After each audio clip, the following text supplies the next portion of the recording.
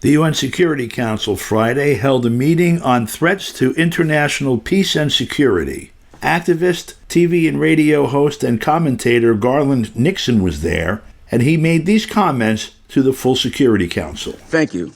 My name is Garland Nixon, and I'm a retired police official, a journalist, and in my opinion, a representative of the working class citizens of the United States.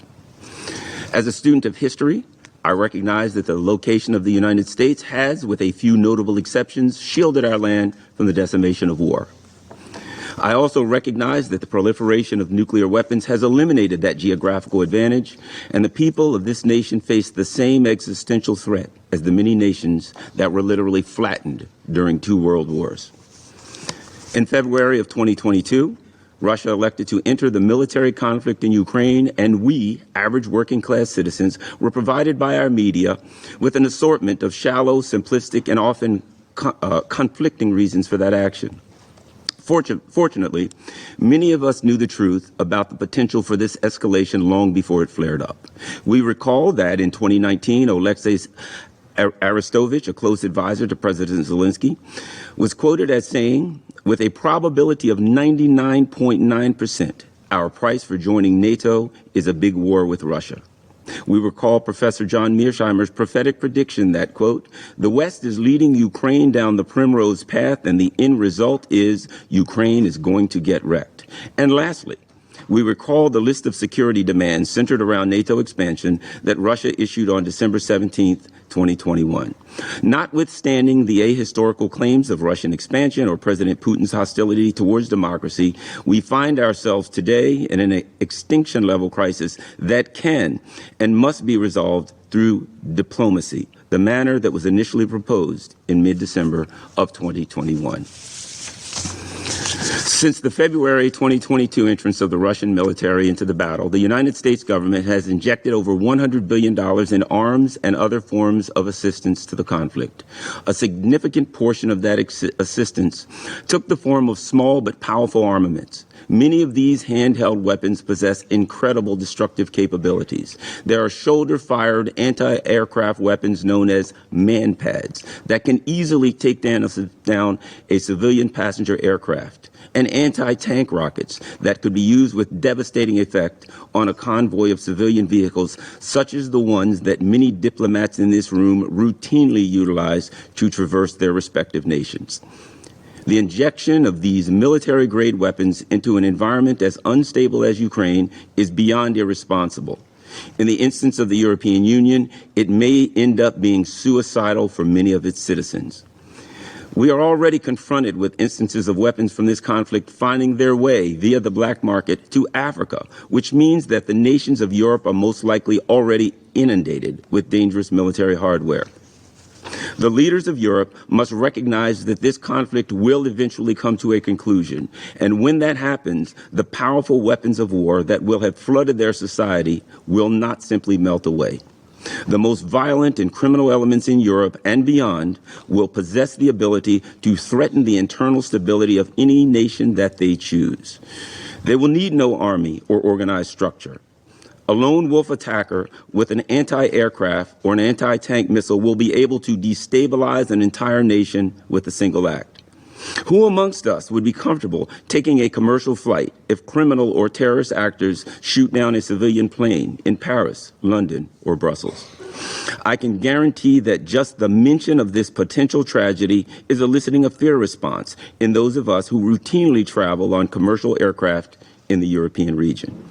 I only wish that the inevitable ad hominem attacks against me as a speaker would change this outcome. It would be a fair and reasonable burden to accept if those who would diminish the obvious nature of my assertions could somehow alter the ghastly inevitability that the innocent citizens of Europe will be forced to endure.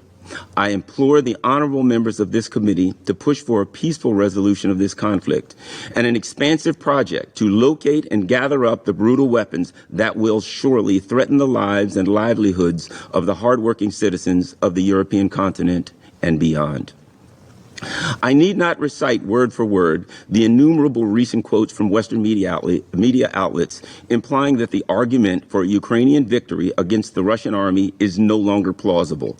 According to reliable sources, The Ukrainian military has lost more personnel in the last few months than the U.S. military lost in a decade of fighting in its ill-fated misadventure in Vietnam. The highly trained and powerfully equipped NATO-sponsored military that opened the conflict has been wiped out and replaced by conscripts. These minimally trained troops are being placed in a hopeless situation. Those who claim to support Ukraine must recognize that putting civilians in camouflage fatigues, giving them a few weeks of training, and setting them off against impregnable defensive positions is an unconscionable act of human sacrifice. Supporting a nation obviously entails ensuring that the safety and prosperity of its citizens are secure. Recent statements and advertisements by U.S. supporters of this conflict makes it clear that they are unconcerned with the human consequences of their decisions and clearly demonstrate a reckless disregard for the lives of the Ukrainian people. Recently, South Carolina Senator Lindsey Graham stated that, quote, "Russians dying, the best money U.S. has ever spent." In this amoral but incredibly enlightening statement, Senator Graham openly exposed that he viewed the appalling numbers of dead Ukrainian soldiers as an insignificant and reasonable price to pay to achieve his ultimate political goal of weakening the Russian military. With supporters like Senator Graham, Ukraine is in little need of adversaries. Additionally, it is critical that we consider the economic health of the hardworking people of Europe. As the makers of the aforementioned weapons of war celebrate outrageous profits, the loss of cost-effective Russian energy has set in motion a deadly downward economic spiral. The people of Europe are facing another cold winter with unaffordable heating costs and the very real prospect of industrial collapse. The potential for such an economic catastrophe has already sowed the seeds of political and cultural instability. Governments have begun to fall, and should the current Middle East crisis metastasize, a winter without Russian energy would result in the immediate and precipitous demise of the European economic bloc. I only wish that this claim were over the top and improbable. It is clear and obvious that the prosperity of the European region is facing great peril, and we must ask ourselves whether it is moral and just to destroy centuries of economic and cultural advancement for an esoteric ideological battle. Today we face an incredibly dangerous situation, a situation that could, without notice, spiral out of control and turn our beautiful planet into an icy, uninhabited rock. However, despite the existential threat that this conflict represents, I am pleased to bring good news to this committee. Despite the devastation and loss of life that this war has visited upon the European continent, there is hope. We have a roadmap for peace, and if reasonable diplomatic-minded leaders can find the intellectual and moral wherewithal to act with haste and determination, a resolution for this conflict can give birth to a security structure that ensures peace and stability on the European continent and beyond. However, the first and most important act required to set this desired outcome into motion is that the Western nations immediately cease contributing to the influx of weapons and secure the lives of the frontline Ukrainian troops by offering a unilateral ceasefire with a guarantee wherein non-aligned nations, such as those in Africa and Latin America, are authorized to ensure that this agreement is not compromised.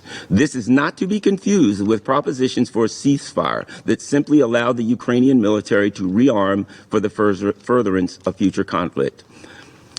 Due to the nuclear potential of this conflict, developing nations have a stake in the outcome, and therefore they must be involved in its resolution.